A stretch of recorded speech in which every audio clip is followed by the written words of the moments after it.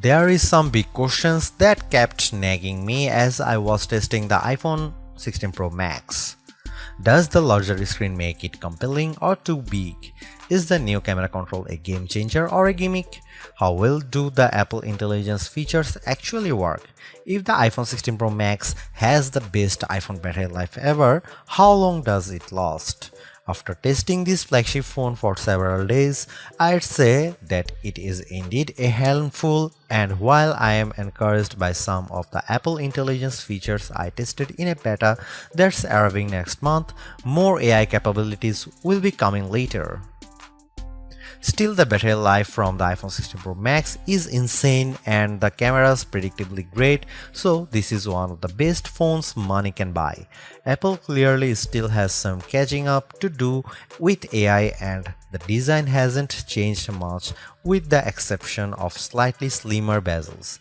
But this is the new iPhone I'd buy with my money. I have been a Pro Max user for years, since the iPhone 11 Pro Max, but after testing the new iPhones, I'm actually torn about the iPhone 16 Pro Max. It has the largest display ever of any iPhone at 6.9 inches. Yes, the thinner bezels help keep the device somewhat compact, but it is still taller, wider and heavier than the iPhone 15 Pro Max, which I thought was the near perfect size and weight for a big screen phone. I have gone from feeling like I cheated the system to feeling slightly cheated. This might be an unpopular opinion, but I think the new Pro Max is a little too big, at least for my hands. It's more of a stretch now to do simple things like scrolling through web pages or TikTok, and once you put a case on your iPhone 16 Pro Max, it's like a mini tank. The good news is that the Pro Max is built to be more durable. In addition to having a titanium band, Apple claims that the improved ceramic shield display on this model is 50% tougher than the last generation. We can't drop these units, but on paper it's encouraging. The iPhone 16 Pro Max comes in 4 colors: titanium white, titanium black, natural titanium and desert titanium. Our iPhone 16 Pro came in the natural, which looks fairly modern, but I prefer the desert color as it pops more. The iPhone 16 Pro and Pro Max displays don't get any upgrades in terms of brightness or refresh rate, but they are still among the best OLED panels on a phone. The only main difference is that the screens can scale down to a minimum of 1 nits, which means you can use your phone in bed without disturbing anyone else and get an even dimmer alarm clock. Otherwise, the new iPhone 16 Pro Max screen is largely the same, allowing the Pixel 9 Pro to surge ahead in terms of brightness. We measured a max of about 1500 nits for the iPhone 16 Pro Max, while the Pixel 9 Pro XL hit more than 2300 nits. Outside in direct sunlight, the iPhone 16 Pro and Pro Max were both dimmer than the Pixel 9 Pro XL, though Google's phone dimmed faster over time in response to the heat. Other than the display size, the biggest design change to the iPhone Pro Max is the addition of the camera control button. This recessed capacitive button on the right side uses haptic to give you feedback, and it launches you straight into the camera. No more having to fumble for the on-screen camera shortcut, and you can now use the action button for another shortcut. This thing is pretty easy to use in both portrait and landscape mode. So what can you do with camera control? A lot, actually. A quick press snaps a photo and a long press starts recording a video, but I'm not a fan of the fact that the video stops when you take your finger off the button. You can also slide your finger across the button to zoom in and out, which is pretty smooth. Not as smooth is the double soft press, which launches a sub-menu of various options, from tweaking the depth and exposure to toggling between multiple photographic styles. Camera control works well, but applying just the right amount of pressure and remembering what a single press and double press do takes practice. I also wouldn't recommend taking macro shots with the camera control, as it shook the camera when I got super close to a subject. The iPhone 16 Pro Max gets a bunch of camera upgrades, starting with a new 48 megapixel fusion camera for the main shooter that's designed to read data faster. The result should be zero shutter lag and faster focus. I took some shots of people passing by on scooters and moving taxis at the same time on the iPhone 16 Pro Max and iPhone 15 Pro Max, and the new iPhone was indeed faster. The results were not necessarily sharper too, as you can see in this side-by-side comparison. Here are some camera samples of iPhone 16 Pro Max.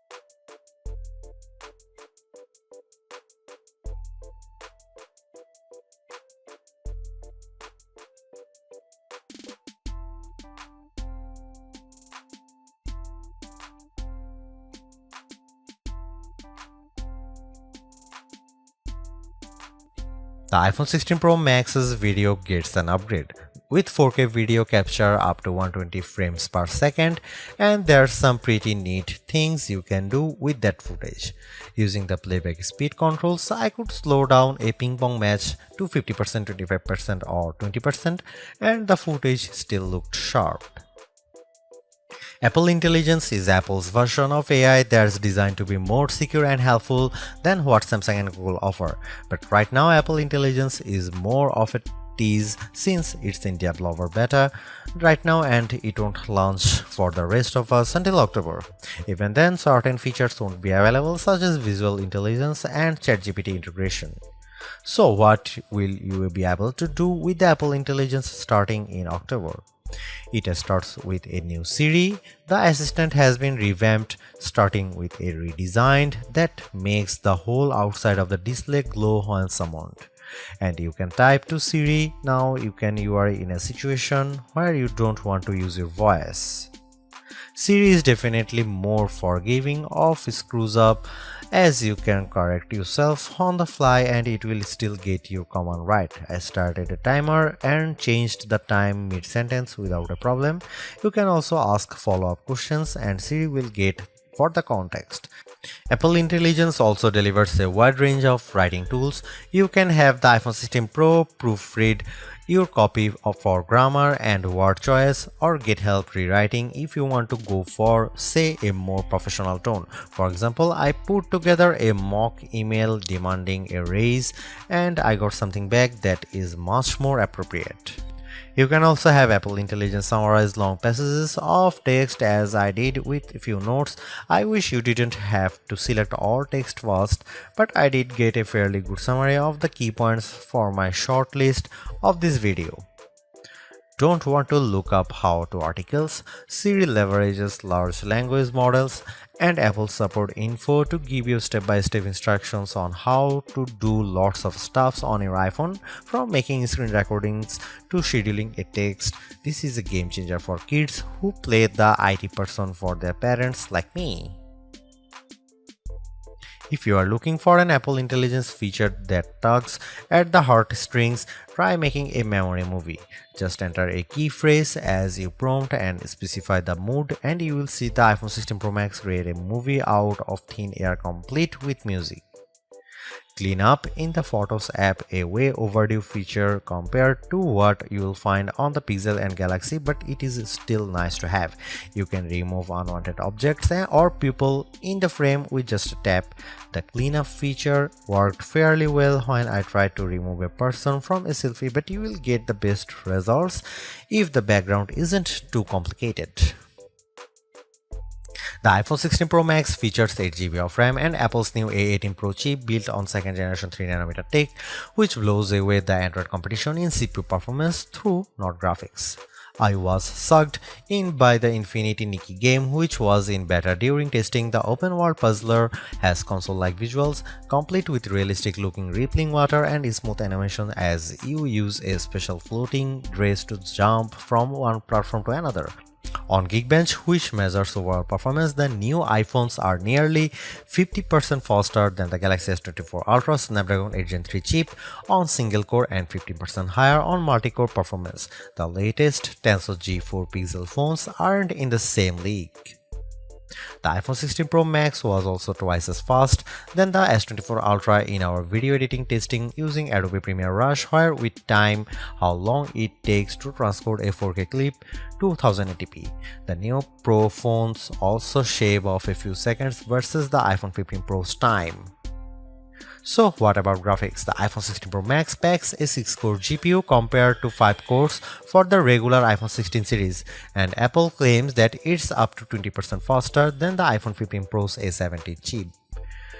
On the 3D Mark Solar Bay graphics test, which has support for ray tracing, the iPhone 16 Pro was 22% faster than the iPhone 15 Pro. However, that's still 18% behind the Galaxy S24 Ultra, which also delivered higher frame rates on the test.